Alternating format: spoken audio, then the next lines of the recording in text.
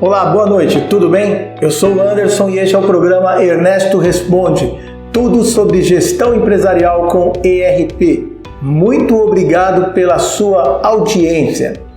Senhor Ernesto, boa noite, tudo bem? Vamos dar início a mais um programa. Já posso fazer a primeira pergunta? Como está, senhor Ernesto? Boa noite, pessoal.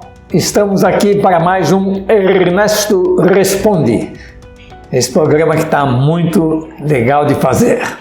Senhor Ernesto, fale um pouco sobre inteligência artificial. É um assunto que sempre aparece pessoas fazendo esse tipo de pergunta.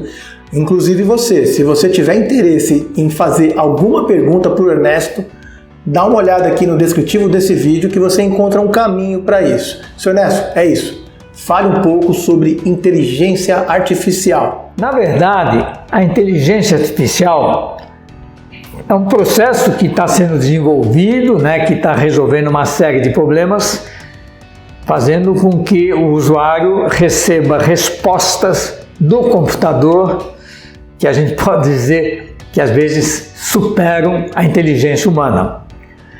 E uma forma, sem dúvida, que com o uso da matemática, quer dizer, o software nós vimos lá, usa programação linear, faz cálculos e tal, é uma inteligência artificial.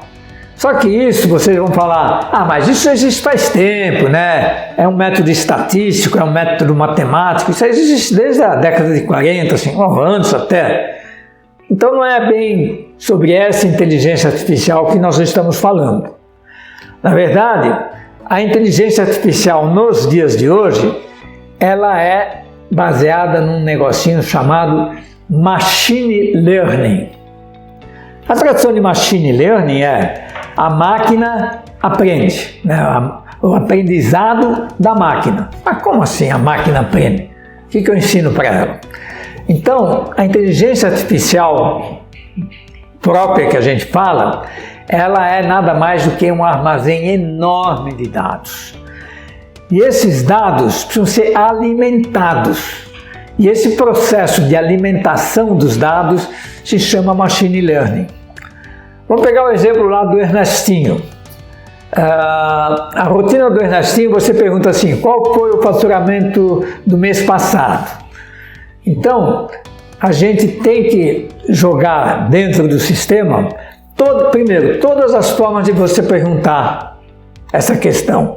Então, qual foi o faturamento do mês passado? Qual foi a receita do mês passado? Quanto é que deu aí o mês passado? Enfim, porque somente se for bater essa frase com o que o usuário que está fazendo a pergunta for igual, é que ele vai responder. Então, o Machine Learning, você enfia todas essas palavras no sistema, na base de dados, e quando ele recebe uma pergunta, ele vai verificar se aquelas palavras estão condizentes, se são as mesmas que estão naquela pergunta, que aí sim o programa vai pegar e vai dar a resposta. Então, é um processo que às vezes você fala uma outra palavra e a própria inteligência artificial, em vez de dizer que não entendeu, ela diz assim, eu entendi essa palavra, é isso mesmo? E aí, se você confirmar, nesse momento que você está fazendo a pergunta, ocorre mais um momento de Machine Learning. Imagina você estudou para burro uma determinada matéria, mas aí quando você ouve alguém falar um negócio, você fala, isso está relacionado com aquelas palavras que eu já tinha recebido. Se a resposta for, é isso mesmo, então anexa aquela palavra, de modo que conforme vai se usando aquelas perguntas, a qualidade melhora, porque mais variações vão sendo armazenadas na máquina. Imagina o tamanho da memória dessas máquinas, que eles têm que armazenar tudo que é falado. E aí, a partir desse conjunto de parâmetros, de palavras, é disparada uma rotina. Então, por exemplo, no Ernestinho, é disparada uma query, assim como quando você pergunta o resultado de um jogo, e que vai ter aquela informação. Então, isso sim, o programador precisa realmente fazer, baseado nessas perguntas, definir qual é a query, e essa query vai ser executada toda vez que ele encontrar esse conjunto de palavras. E cada vez mais, né, o machine learning vai se desenvolvendo. Então, quando, por exemplo, o computador lá ganhou um jogo de xadrez do campeão mundial, aí ainda estava mais na metodologia antiga, porque aí realmente ele usou mais ou menos o mesmo processo que nós usamos com aquela fórmula que tem no Excel. Quer dizer, é um cálculo pré-determinado baseado em x, y, em equações, em programação linear, um conjunto de equações para chegar numa resposta e não num conjunto de palavras para chegar numa resposta. E assim também ocorre todo esse processo de tradução, né, quando ele traduz de um idioma para o outro. Final de ano chegando, Natal, Ano Novo, 13º. Sr. Ernesto, saúde financeira. Como que a gente identifica a saúde financeira de uma empresa? Essa pergunta me leva novamente a destacar que uma coisa é a posição financeira de uma empresa, outra coisa é a posição econômica. Então, a posição econômica é receita, despesa e custo. Mas aquilo, principalmente, que foi vendido. Quer dizer, se eu comprei a mercadoria, foi para o estoque, do estoque ficou lá, foi para a produção, da produção foi feito um produto, e esse produto foi vendido, no momento que ele foi vendido, é que vai entrar em custos, o custo da matéria-prima e da mão de obra que estava embutido naquele produto que eu vendi. Então, a receita, a posição econômica, diz exatamente quanto eu faturei, independente do dia que eu vou receber, e quanto eu gastei, independente do dia que eu paguei, do dia que eu estoquei, mas sim depende do dia que eu vendi. Já a posição financeira é todo o movimento financeiro, né? Paguei, comprei, e o que diferencia principalmente? Quando eu tenho prazos de pagamento e de recebimento longos, diferentes, não à vista. Aí o caixa fica descontrolado, descompassado com as receitas e as despesas. Porque eu posso ter vendido hoje e receber daqui a 60 dias, assim como posso ter comprado hoje e ter pago daqui a 60 dias. E aí que pode acontecer, inclusive, de uma empresa quebrar se eu só vendo a prazo e compro à vista. Porque a não ser que eu tenha aí uma reserva, porque eu vendi hoje para você, mas eu comprei a matéria-prima à vista, ou se eu for um comerciante, eu comprei o produto hoje, paguei e te vendi a 60 dias, como é que eu vou pagar amanhã o salário do meu funcionário? Não vou ter grana, porque eu vendi a prazo. Então, é essa a diferença, é esse cuidado que a gente tem que tomar, e para você fazer isso, de vender a prazo e comprar à vista, que é uma forma de você vender mais, você precisa realmente ter um capital que sustente esse período em que você ainda não recebeu. Né? Ou obter um empréstimo no banco, ou fazer um aporte, mas que depois vai recompensar, porque o que interessa é o lucro, receita menos despesa. E no fim das contas, o financeiro vai sempre atrás do resultado econômico. Quer dizer, se o resultado econômico está positivo, um dia o financeiro também vai fazer sobrar grana para se levar para casa. Então, pessoal, saúde financeira de uma empresa depende da posição econômica. E se você tiver realmente o recurso, aí não vai ter problema.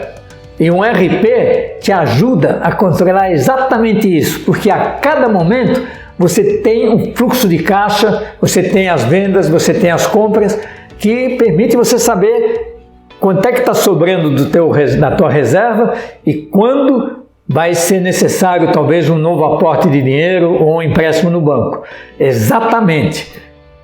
E aí você dificilmente vai errar, vai ficar sem poder pagar um título que vence hoje. Mais uma pergunta. Conceito de indústria 4.0, como que ele se encaixa dentro do ERP? Na verdade, a indústria 4.0, ela agora está muito mais vinculada a essa sigla IoT, Internet of Things, Internet das Coisas, porque é exatamente esse processo de automação que ocorre dentro da fábrica, não só no seu controle, né, de quantas peças foram produzidas, quantas peças dão defeito, como também no processo propriamente dito das máquinas, de automação. Então, a indústria 4.0, ela agora realmente é encaixada dentro do ERP com muito mais propriedade, com muito mais dados, com uma posição também muito mais atual. Quer dizer, aconteceu um término de uma produção, imediatamente o ERP recebe aquela informação, quanto foi produzido, quanto tempo levou, quantas peças foram perdidas e já atualiza o estoque instantaneamente. Então, isso tudo dinamiza, né, torna o ERP mais atualizado, mais rápido com a informação, beneficiando os usuários. Então a IoT, que é exatamente como isso tudo funciona, tem que ser agora muito bem investido. O 5G vai ajudar muito e principalmente a indústria desses componentes, né? Desde os chips até os equipamentos super automatizados, ajudam tudo isso na evolução da indústria 4.0. Agora é transformação digital e qualificação profissional. Como o Brasil, o que os nossos governantes devem fazer para que o nosso país não fique para trás nessa corrida chamada transformação digital? Como que se dá a qualificação dos profissionais nesse cenário, senhor Ernesto? Bom, em primeiro lugar, investimento. Investimento na indústria, porque todos esses equipamentos custam caro, muitos deles ainda são importados. Então, transformar a nossa indústria para produzir toda essa parafernália eletrônica, de controle, de chips, de IoT, né, de circuitos integrados. E isso também na educação, porque os alunos, principalmente do ensino básico, né, no fundamental e no médio, dificilmente veem alguma coisa nesse sentido. Então eles só vão ver isso se eles fizerem lá um curso de ciências da computação ou sistemas da informação, só no curso superior. Então acho que com toda essa modernização que nós estamos tendo na indústria 4.0, já é válido, no ensino médio pelo menos, o aluno aprender alguma coisa a respeito. E o nosso projeto ERP em Sala de Aula procura introduzir isso nesses cursos, porque já é um exemplo de uma aplicação de ERP, então já é uma disciplina relativamente técnica, mas precisamos aumentar isso. E, consequentemente, também o ensino da programação, que é muito discutível. Você sabe que teve uma época, há uns muitos anos atrás, que se ensinava programação no curso básico, no curso fundamental, em uma linguagem especial, fácil e tal. Foi abolido. Não sei porquê. Senhor Ernesto, para fechar agora o programa dessa noite, vamos falar sobre qualidade de vida. Senhor Ernesto, fala mais um princípio aí do NETAS. E vamos falar do NETAS, dos princípios. Então nós falamos na última vez sobre saúde, falamos então de atividade física, hoje vamos falar de alimentação. Outra coisa super importante quando se fala de saúde. E aí a alimentação, ela deve ser equilibrada e orgânica. Equilibrada no sentido de comer pouco, um pouco de tudo, né? Alimentos vegetais, frutas, legumes, de preferência. Comida orgânica, né? Sem agrotóxico, quer dizer, verificar aonde que aquela alimentação foi plantada. Evitar carnes e outros alimentos que venham de animais. Vocês sabem quais são os 3 únicos alimentos que vêm de animal sem matar o animal? Essa é boa, hein? E aí, quem se habilita a falar? Isso aí, ovo. O ovo vem da galinha. Que mais? Boa. O mel. Mel da abelha, não mata a abelha. E o leite, né? Leitinho da vaca. Eu acho que esses 3 alimentos a gente pode abusar um pouco, né? Porque pelo menos não sacrifica com limão. Mas realmente carne, muita gordura, é gostoso, pode se alimentar. Mas esse é o segundo princípio importantíssimo para a sua saúde. Bem, boa noite, obrigado pela sua audiência e até a próxima quinta-feira. Boa noite, senhor Ernesto, até a próxima.